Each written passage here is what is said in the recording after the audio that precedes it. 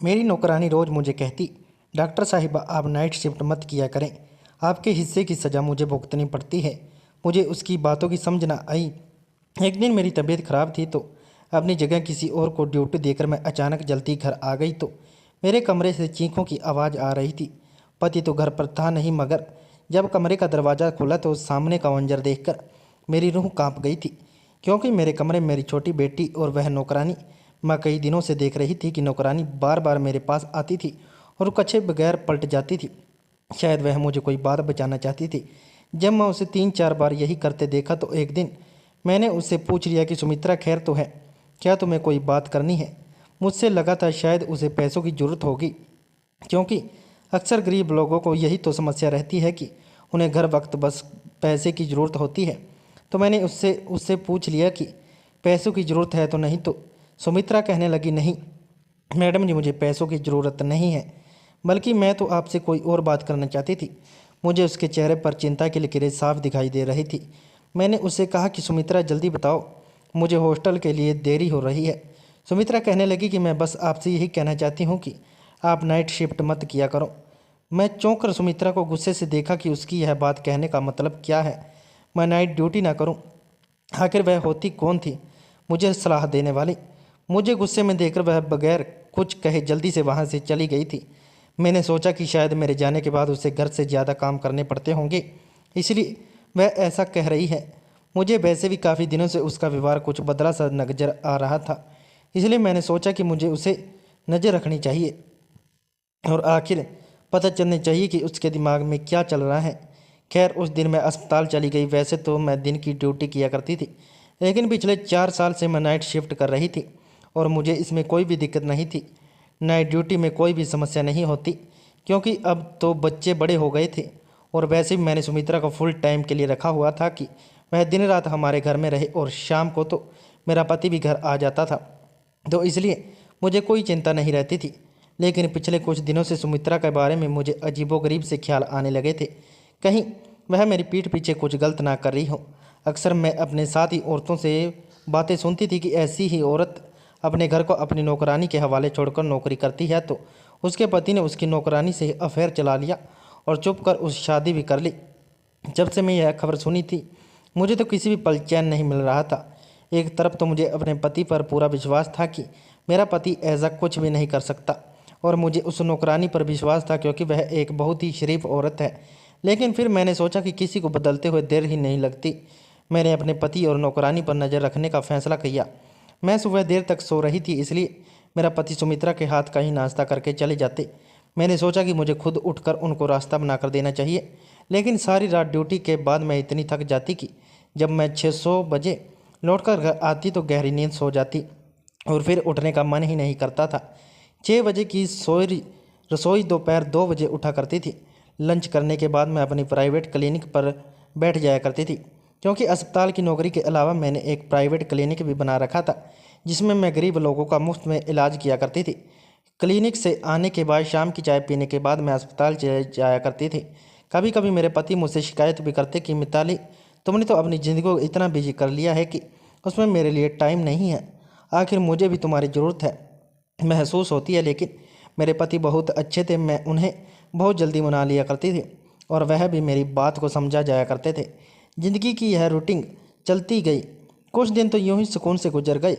मुझे ऐसी कोई बात नज़र नहीं आई तो मैं कुछ सुकून से हो गई थी। लेकिन सुमित्रा एक दिन फिर मेरे पास आई और कहने लगी, मैडम जी अगर आप मेरी बात माने तो आप अपनी ड्यूटी दिन के समय में करवा लें। आपको जाने के बाद आपकी सज़ा मुझे मिलती है। इस बार वह बहुत गुस्से में कह रही थी और अपनी बात ख़त्म करके वहाँ से जा चुकी थी। उसके बाद सुनकर मैं तो चौंक गई थी कि मेरे हिस्से की सज़ा क्या मतलब था। कहीं वह मेरे हिस्से का समय मेरे पति के साथ नहीं गुजर रही। यह सोचते ही मेरे कदमों तले से ज़मीन जैसे सरकने लगी थी। मेरा विश्वास था जो मेरे पति के ऊपर वह डगमगा गया था। लेकिन फिर मैंने सोचा कि नहीं, ऐसा नहीं हो सकता, वह बस ऐसे ही कह रही होगी। लेकिन फिर भी मुझे जानना तो चाहिए कि आखिर उसकी इस बार का जीत के पीछे मकसद क्या था कि मैं नाइट शिफ्ट ना करूं, दिन की ड्यूटी करूं। मैं एक डॉक्टर थी और मैंने सारी ज़िंदगी ईमानदारी से काम किया था और कभी कोई एक्स्ट्रा फेवर या किसी का एहसान नहीं लिया था। अस्पताल वाले जो भी ड्यूटी लगाते हैं मैं खुशी से उसे स्वीकार करती थी और पूरी लगन से उसको निभाती थी। अभी भी नाइट के लिए बात कर रखी थी कि मैं नाइट ड्यूटी पर लूँगी, मुझे कोई दिक्कत नहीं है, और अब इसमें अचानक से छोड़ नहीं सकती थी।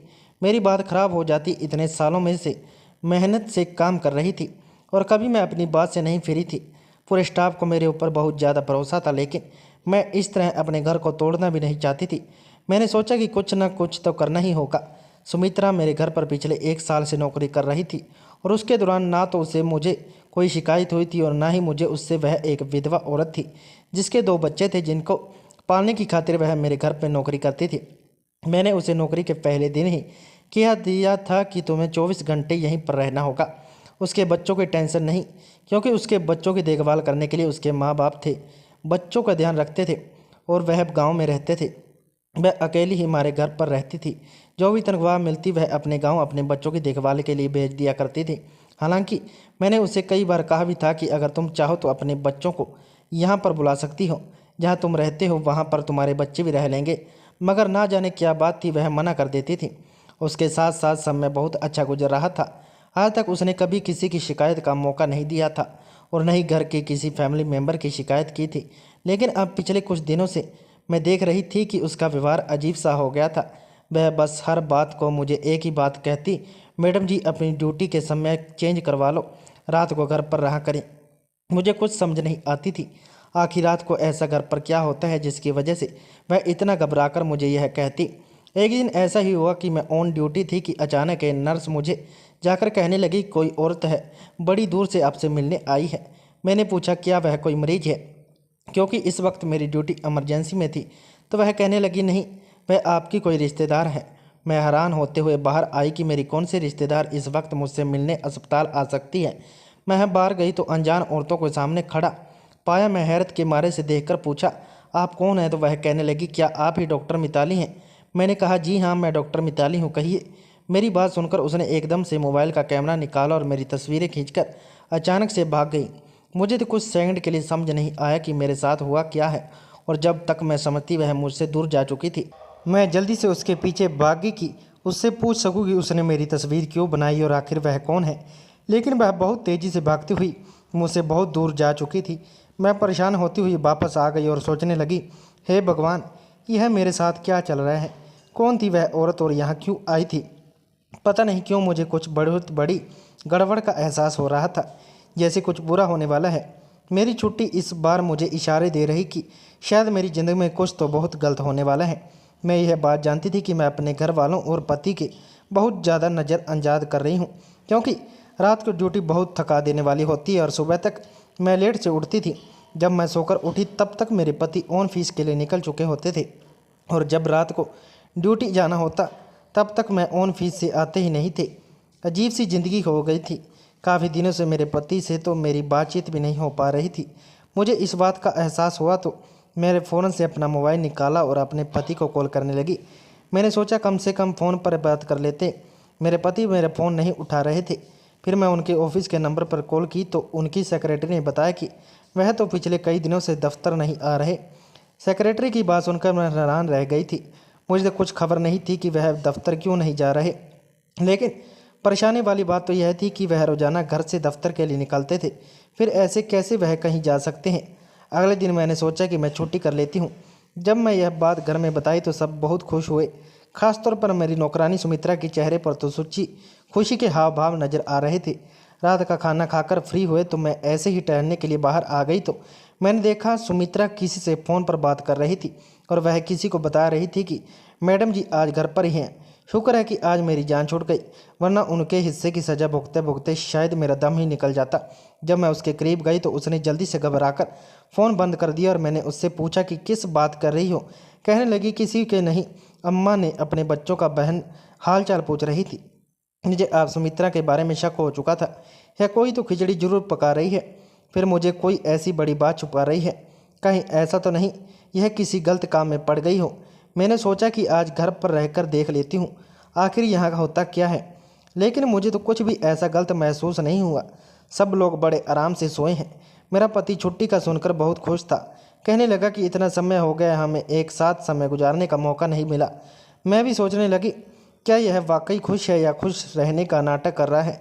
मैं उसे खोजती हुई नज़रों से देख रही थी, कहीं ऐसा तो नहीं कि मेरे घर से जाने के बाद उसका और मेरी नौकरानी का कुछ चक्कर चलता हो। यह हो सकता है कि मेरा पति सुमित्रा के साथ कोई ज़बरदस्ती करता हो, इसलिए वह मुझे कहती है कि आप घर पर रहा करें। मेरी एक बेटी और एक बेटा मेरी बेटी में पढ़ती थी। बेटा छोटा था और वह स्कूल जाता था। इस घर में हम बस 4 लोग थे और मेरा ख्याल था कि इतने सारे लोगों के लिए सिर्फ एक ही नौकरानी काफ़ी है। इसलिए मैंने कभी सुमित्रा के अलावा किसी और को रखने के बारे में सोचा नहीं था।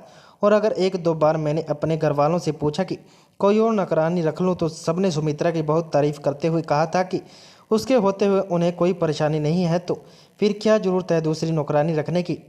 तो मैं भी सुकून से हो गई थी। उसके होते हुए उन्हें कोई भी परेशानी नहीं हो रही थी। क्या ज़रूरत है कोई दूसरी नौकरानी रखने की, तो मैं भी सुकून से हो गई थी। लेकिन कुछ दिनों से मैं देख रही कि सुमित्रा और मेरी बेटी रिया आपस में कुछ ज़्यादा ही प्यार में रहने लगे थे। रिया हर वक्त सुमित्रा के आसपास घूमती रहती, कभी उसके कमर में हाथ भी डाले खड़ी होती, कभी उसके गालों पर प्यार कर रही होती। मुझे यह देखकर बहुत अजीब लगता था। आखिर यह सुमित्रा को इतने प्यार क्यों करने लगी थी। मैं यह भी देख रही थी कि रिया तो सुमित्रा के करीब जाने की कोशिश करती, उसे प्यार करने की कोशिश करती, लेकिन सुमित्रा उसे दूर भगाती। खैर उस दिन मैंने पूरा दिन और पूरी रात घर पर रहकर देख लिया था। मैं अस्पताल भी नहीं गई थी और क्लिनिक पर भी बैठी थी, लेकिन मुझे कुछ भी अब नॉर्मल दिखाई नहीं दिया था, सिवाय इसके कि मेरी बेटी रिया सुमित्रा के कुछ ज़्यादा ही करीब होने की कोशिश कर रही थी। लेकिन मैं इस बात को इग्नोर किया करती थी। मैं तो घर पर नहीं रहती, सिर्फ सुमित्रा ही घर पर होती है तो सुमित्रा से उसका दिल लगाव होगा, फिर कोई और बात नहीं थी। घर पर रहकर देख लिया था, लेकिन ऐसा कुछ भी नहीं था। मैं अंदर ही अंदर अब चिंता मुक्त सोचा, नहीं सुमित्रा के ड्रामे खत्म होने हैं। मैं यही सोच के दिन दोबारा से अपने रूटीन के अनुसार अपनी नाइट ड्यूटी स्टार्ट कर दी। 2 दिन के बाद ही बात मैं सुबह जल्दी उठ गई, क्योंकि शाम में मुझे अपने दोस्त की बर्थडे पार्टी में जाना था, तो मैंने सोचा कि उसके लिए कोई गिफ्ट लेकर आती हूँ। मैं यही सोचकर बाजार गई। वह मुझे एक जगह पर रुकना पड़ा, क्योंकि सामने का मंजर ऐसा था जिसने मुझे एकदम पत्थर सा बना दिया था। क्योंकि मेरा पति एक अस्पताल के अंदर जा रहा था। भला उसे अस्पताल जाने की ज़रूरत थी क्या। वह तो एकदम भला चंगा, उसे कोई भी तकलीफ़ नहीं थी। मैं भी उसके पीछे पीछे अस्पताल चली गई। मैंने देखा वह एक कमरे के अंदर चला गया। मैंने खिड़की से अंदर झांककर देखा तो वह एक औरत को कुछ पैसे दे रहा था। उसे औरत को वह पहचान नहीं पा रही थी, क्योंकि उस औरत की मेरी तरफ पीठ थी। उसे औरत को पैसे देने के बाद उसे हाथ मिलाकर मेरा पति जल्दी से बाहर चला गया। उसके बाद मुझे उस औरत ने किसी को फ़ोन किया और थोड़ी देर बाद जो औरत आई उसे देखकर मैं आंखें झपका भूल गई थी। फटी फटी आंखों से उसको देख रही थी। वह औरत और कोई नहीं सुमित्रा थी। उस औरत ने सुमित्रा को कुछ पैसे दिए।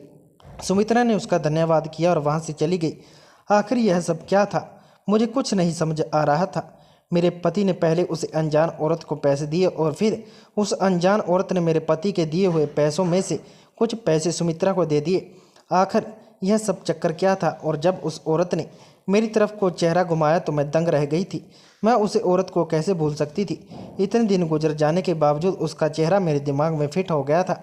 यही तो वह औरत थी जिसने उस दिन मेरी तस्वीर ली थी और भाग गई थी। उसका मेरे पति के साथ आखिर क्या संबंध है। मैंने सोचा कि मैं अभी जाकर उससे पूछ लेती हूँ, लेकिन इससे पहले कि उस औरत के पास कोई और दूसरा आदमी आया, एक दूसरे के साथ मिलते हुए वहाँ से चली गई।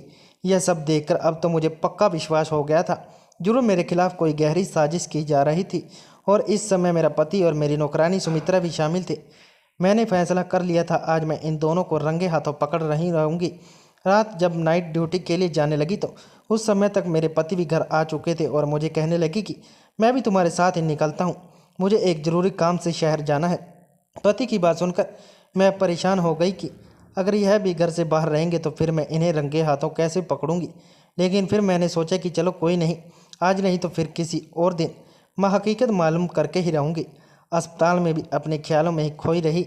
सोच सोचकर मेरा दिमाग फटने लगा, मेरे सर में तेज दर्द होने लगा। सर्जन डॉक्टर राउंड पर आए तो मेरी ख़राब तबीयत देखकर कहने लगे, मेरा ख्याल है कि आप नाइट ड्यूटी नहीं दे सकेंगे, आपको घर चले जाना चाहिए। सर में इतनी तेज़ दर्द था कि मुझे भी लग रहा था कि मैं यहाँ अब और ज़्यादा नहीं रह सकती, वरना मेरी तबीयत और ज़्यादा ख़राब हो जाएगी। मैं अपनी जगह किसी डॉक्टर को ड्यूटी दी और बगैर बताए घर चली आई। आज से पहले मैं कभी अचानक रात के समय घर पर नहीं आई थी। दरवाज़ा बंद था। मैंने सोचा उन लोगों को जगाने से अच्छा है मैं खुद ही अपनी चाबी से दरवाज़ा खोलूँ। अंदर दाखिल होते ही मुझे अंदाज़ा हो गया शायद मेरे पति अभी तक घर वापस नहीं लौटे थे, क्योंकि उनकी गाड़ी वहाँ पर नहीं थी। मैं अपने कमरे की तरफ बढ़ने ही लगी थी कि अचानक मुझे चीख की आवाज़ सुनाई दी। आवाज़ ऊपर से आ रही थी। भागते हुए ऊपर गई तो चीख की आवाज़ अभी भी मेरी छोटी बेटी कमरे से आ रही थी। मैंने आगे बढ़कर दरवाज़ा खोलने लगी।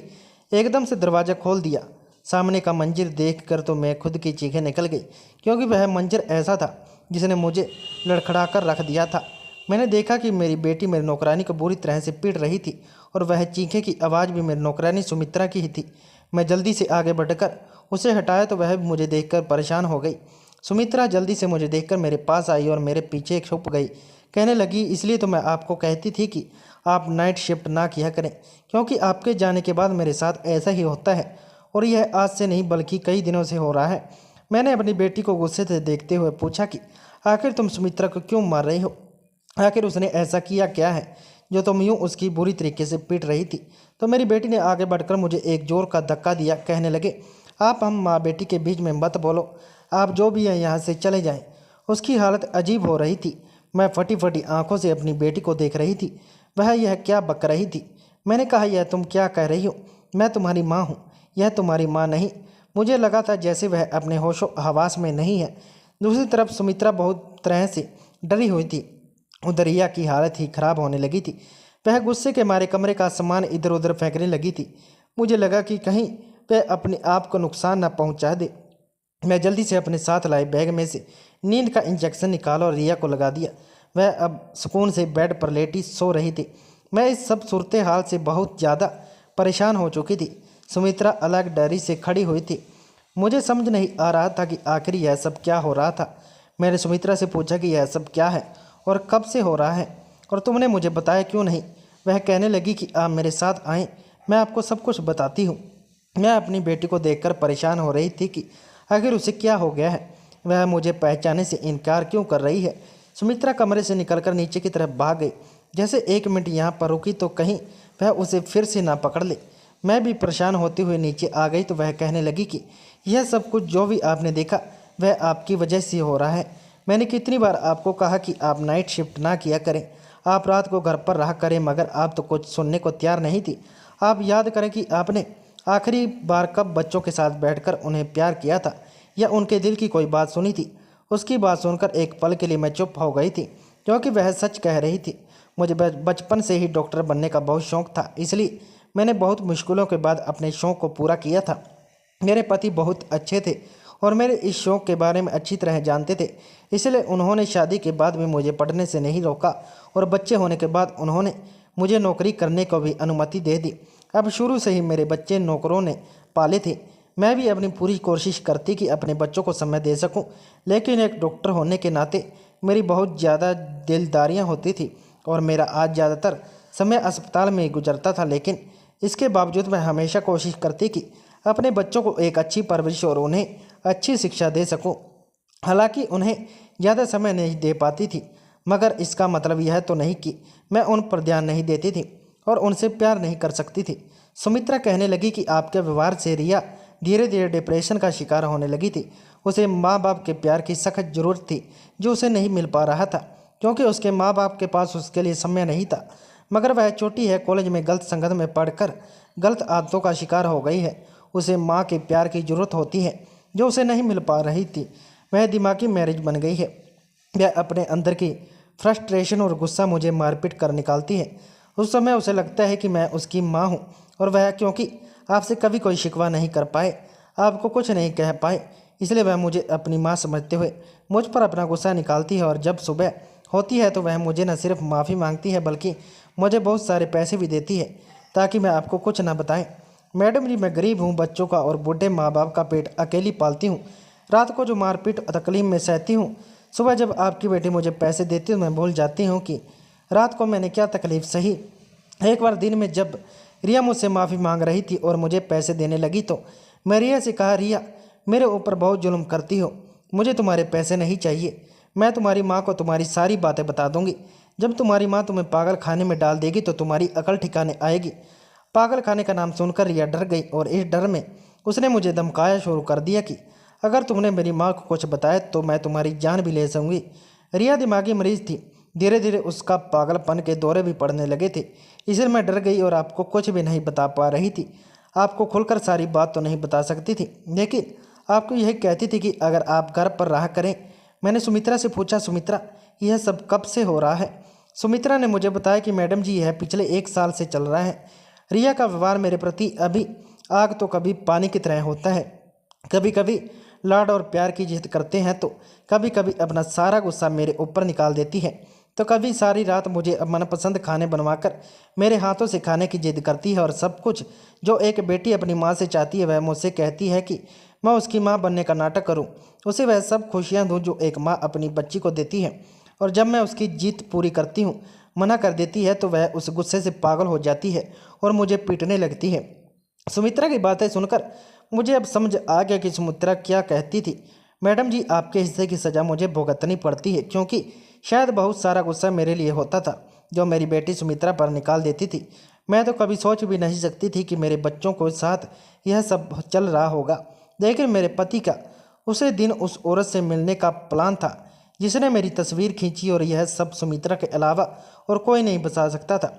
मैंने फ़ौरन उसे पूछा तो वह कहने लगी, मैडम जी आप मेरी कोई भी बात सुनने को तैयार ही नहीं, तो मैं आपकी बेटी को जो भी हालत थी वह आपके पति को बता दी। उन्होंने एक डॉक्टर से बात की और अपनी बेटी की पूरी हालत के बारे में उस डॉक्टर को बताया, और डॉक्टर से विनती भी की कि इस तरह मेरी बेटी को ठीक कर दे। आपके पति नहीं चाहते थे कि आपके सारे मामले के बारे में पता चले और आप गिल्टी फिल्टी करें। वह औरत वही साइकिलिस्ट थी। आपके पति ने उसे साइकिलिस्ट से हाथ जोड़कर विनती की थी कि मेरी पत्नी को इस बारे में कुछ नहीं पता चलना चाहिए। वह भी एक डॉक्टर और दिन रात लोगों की सेवा करती है। मैं चाहती हूँ कि मेरी पत्नी यह सब कुछ जाने से पहले ही मेरी बेटी ठीक हो जाए। उसे डॉक्टर ने आपके हॉस्पिटल का एड्रेस लिया था, और उस दिन भी आपके पति उसे डॉक्टर को उसकी फीस दे रही थी। मैं डॉक्टर की मदद कर रही थी। वह भी जब भी मुझे अपने क्लिनिक बुलाती मैं चली जाती, और वह मुझे अपनी बेटी के बारे में सवाल जवाब करती थी। इसलिए उसने उस दिन मुझे भी कुछ पैसे दिए थे। उस दिन आपने हमें देख लिया होगा। एक दिन उस डॉक्टर ने मुझे बताया कि मैं तुम्हारी मालकिन की कुछ तस्वीर ली है। मुझे हैरत हुई। मैंने उस डॉक्टर से पूछा कि आपने मेरी मालकिन की तस्वीर क्यों ली है? तो वह डॉक्टर कहने लगी, इसलिए ताकि मैं तुम्हारी मालकिन को शक में डालना चाहती। आप बहुत शक में पड़ गई हैं तो वह सब अपने घर में ध्यान देगी और अपने बच्चों पर भी ध्यान देगी। उसे लगेगा कि जरूर कुछ ना कुछ खिचड़ी मेरे घर में पक रही है।